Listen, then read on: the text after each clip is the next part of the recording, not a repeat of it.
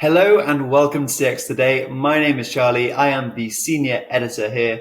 And today I'm thrilled to bring you a discussion about the challenges and opportunities of contact center AI. And for that chat, I am joined by Steve Blood, the former VP of Sales and Customer Service Practice at Gartner, and now the VP of Market Intelligence and Evangelism at 5Nine. Steve, thanks very much for joining me. How are you doing today? Thank you, Charlie. Yeah, very good to be with you. I listen and watch your broadcast with interest. Lots of people I know that you have on CX Today. So thank you very much. Yes, it's a rainy day here in CX today, but hopefully the power will hold up and we'll get through our discussion. Absolutely. And it's great to have you on, actually, maybe long overdue, I think, given your background in this space. And I do want to talk actually with a prior conversation that we had off camera. And in that conversation, you told me that, in the case of many companies, the adoption of AI and specifically generative AI this year has been challenging. Could you maybe talk a little bit about the challenges and perhaps what's caused them too? Absolutely. Yeah. Thank you. I think we have to look at this from an outside in perspective, rather than where we are today, which is very much everyone patting themselves on the back and looking at, hey, we achieved all this with artificial intelligence. Let's look at it from the customer perspective. And so I'm just going to share this slide with you right now that I've been building. It's the customer experience is at a crisis point in 2024. Now, this isn't me saying this, okay? This is, as you know, I used to be an analyst. I'm very fond of analysts. They do a really, really good job. Here we've got Forrester, right? The Forrester CX index for the US was just published in June, I think it was. And what we got there is it's at the lowest point ever. And when you look into what were the reasons, when you look at the reasons why, from a technology perspective, there's no seamless journey and underwhelming chatbot experiences. Now, this is right in our space of customer service, and so that was for me a really clear indicator that things are going wrong. And then, but this isn't like just very recent. This has been going on for a while. Gartner put a press release out a couple of months ago, and this was from survey work they did back in December last year. So what surfaced is that 64% of customers would prefer that companies didn't use AI for customer service. Wow. I mean, that says something, doesn't it? So that's not really good news. And then more recently, the ServiceNow Consumer Voice Report, which is a European-based report, they described it as a balance of high tech with high touch. So yes, 21% wanted to use artificial intelligence for self-service, but 35% wanted to be able to connect to a customer service rep when it was appropriate. And I really feel that we're at this crisis point because we were obsessed with bot containment. We're obsessed with containing customers in the channel. That's not good. So what else is going on? The legal beagles are getting involved. We've seen various challenges there with the California AI Act. In Spain, they've just released their customer service law, where a customer must be connected through at least 3 channels, and it must be within 3 minutes, 95% within 3 minutes. And then POTUS has just started on the track as well. So, very, very concerned about people being taken for a ride. And so they're looking at legislation they could bring forward to improve on that. And then just one final point, because I'm a Brit and I follow the British newspapers, not in our space specifically, but even Morrison's and Asda have said, you know what? We went too far with self-service checkouts. So I really feel that this year's been a challenge for self-service. And what we need to think about is what's that going to be looking like as we move into 2025. So yeah, it's not going to be popular to say it, but we've not done well this year with artificial intelligence especially. We're at a crisis point, and we've got to start looking at how we provide better services moving forward. Yeah, absolutely. And so many really great examples that you gave there. And as all of us are consumers, we've all had those bad bot experiences. Oh. And those stats that you say really bring that to life. But despite all the challenges that you've mentioned, brands seemingly aren't slowing down with their AI implementations. So in fact, there's another survey here from 5Nine she worked for, and I'll leave a link to the survey in the description box below. That shows AI implementations are increasing. 51% of survey respondents saying that they've already implemented AI within their contact centers. But as they charge ahead, and kind of given everything that you've just told me, Steve, what lessons should they maybe be taking from 2024 so far into their AI deployments? Yeah, great question. Yeah, so that survey, or that data came from our survey we ran at Customer Contact Week in Las Vegas. That's fairly recent. That's like June. And again, it's, lots of people doing lots of things with technology. The question is, are they being successful with it? Now, one of the reasons why they're doing a lot, this was an interesting statistic for me. Again, when I was back at Gartner, in a survey, they found that service leaders were being pressurized to do something. So the CEOs look at them saying, hey, this AI tech is going to solve our cost issues. You've got to go and do something. And interestingly, that impetus became the business case. So they're able to start investing in AI because they were getting pressure from leadership in order to do that. But have these projects been successful? I think, what should they be doing better? I think this is partly from like our own experiences, but I think the lesson, or the message number one is going to be, stop measuring success based on containment. You've seen it all over LinkedIn, all over pages. We achieved 80% containment. Was that the outcome? Did the customer actually achieve what they wanted to do? The results from our analyst colleagues suggest they didn't.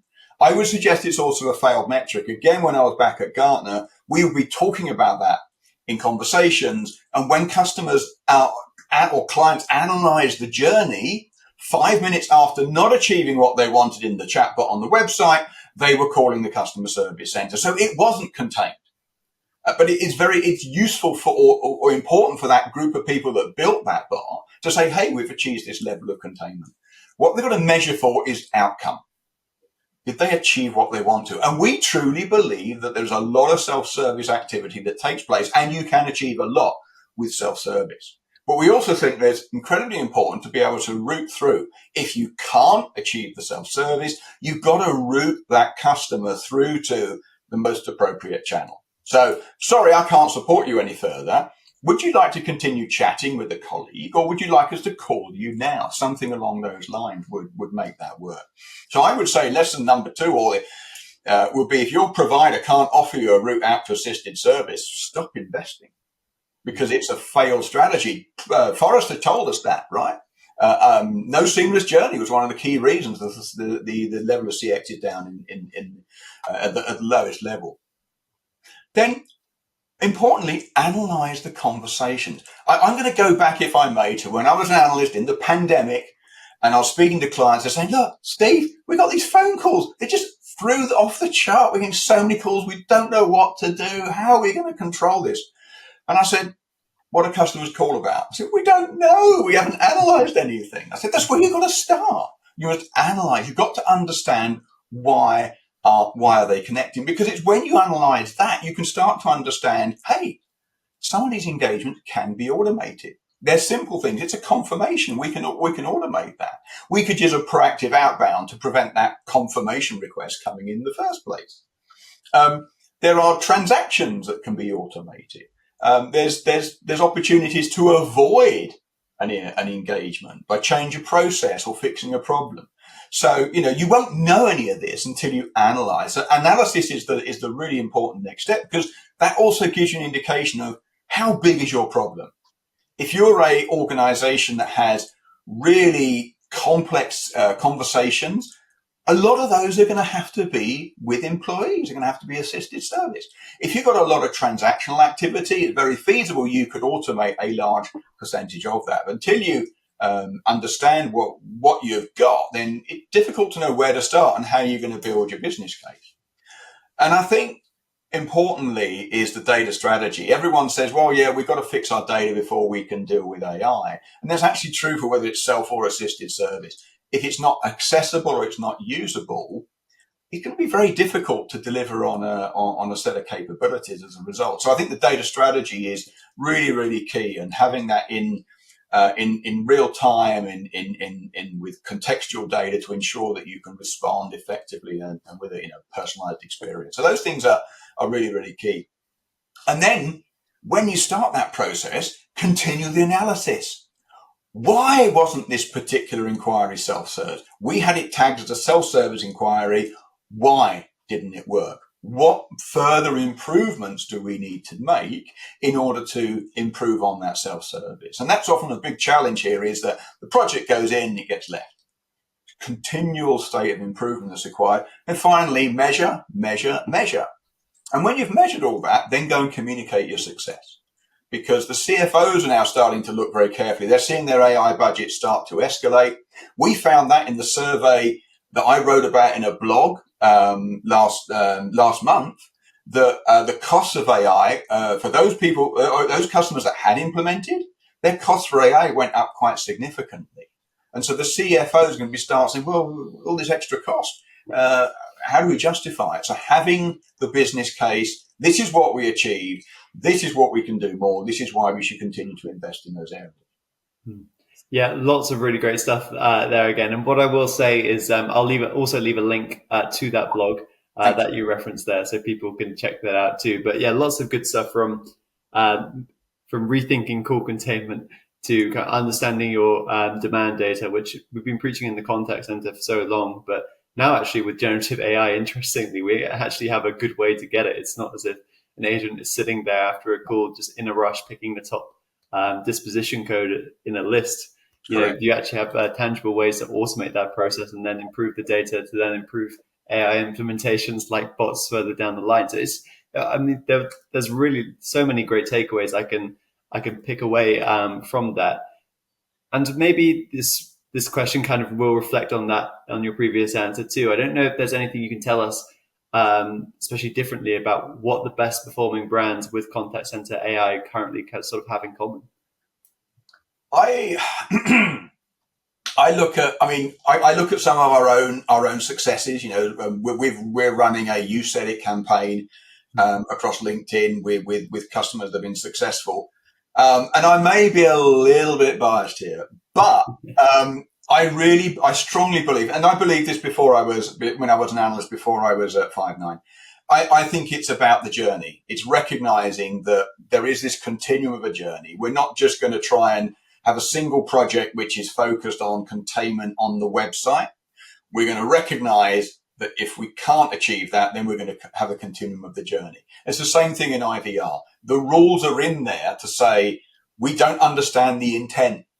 We need to route this through to someone that can support that. So the focus is on, let's try and either, it's that pre-conversation. It's some of this we can automate. So let's go ahead and do that. And you're absolutely right. I mean, I do not mean to appear to be a curmudgeon when it comes to generative AI. It is fabulous technology. It really is. I think everyone's using it in their daily lives. In the customer service environment, we can start to show truly where those benefits are going to materialize.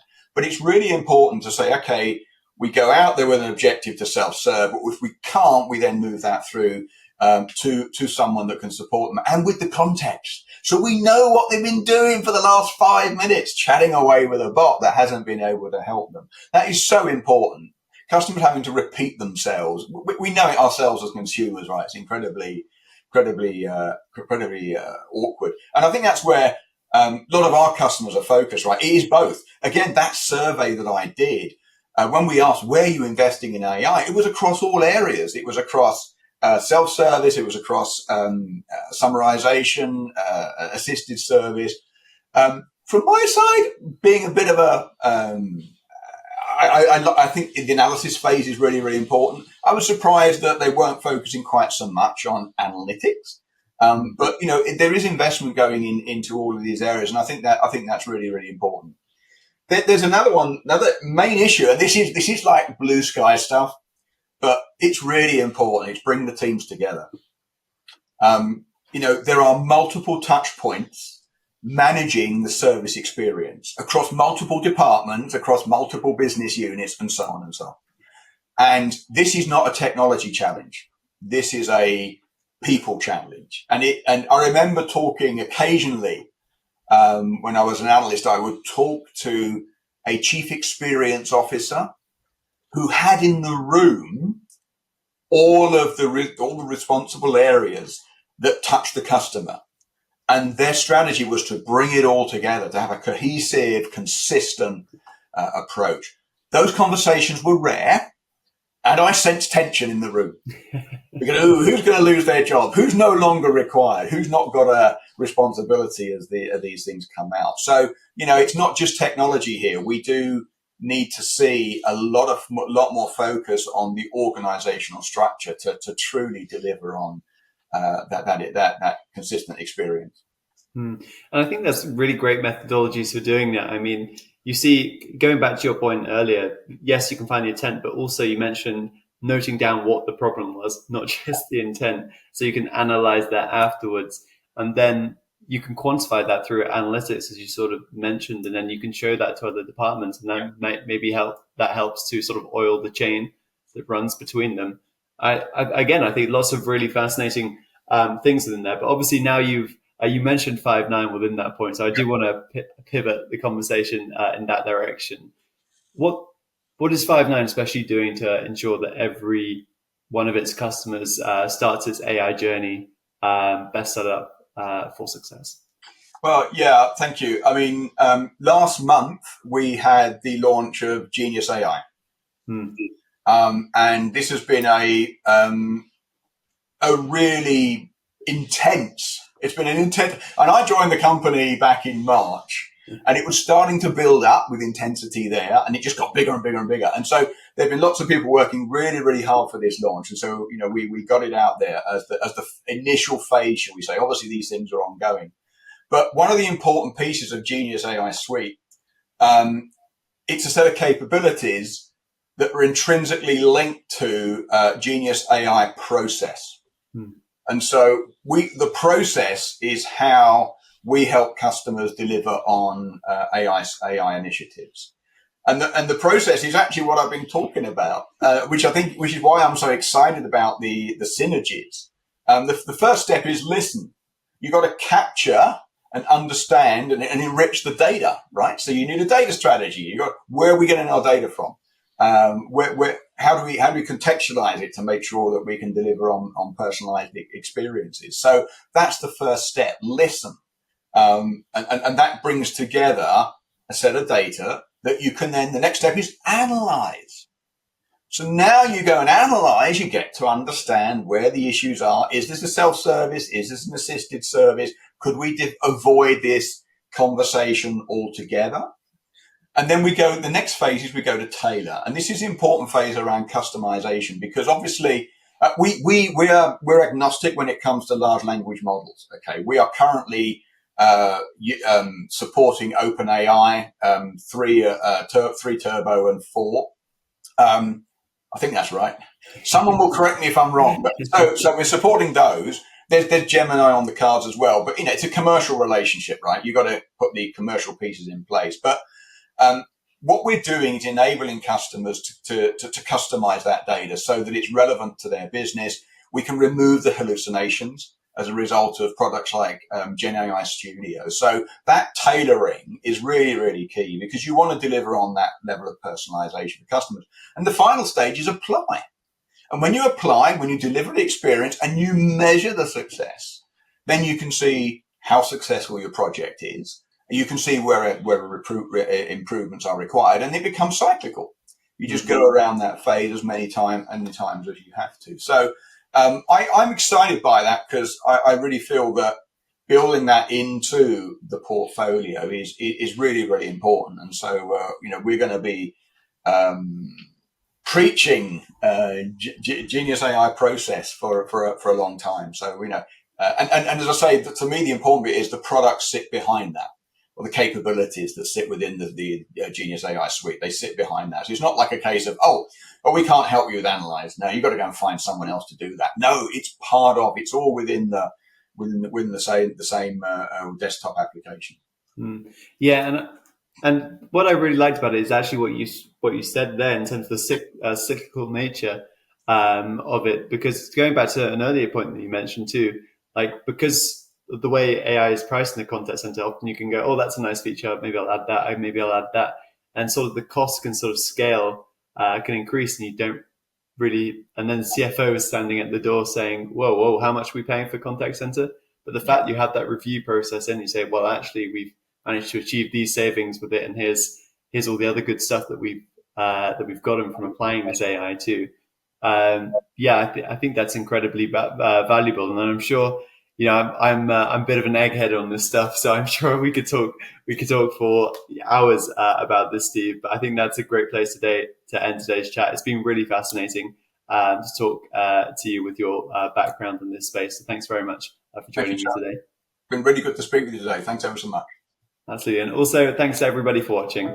Bye for now.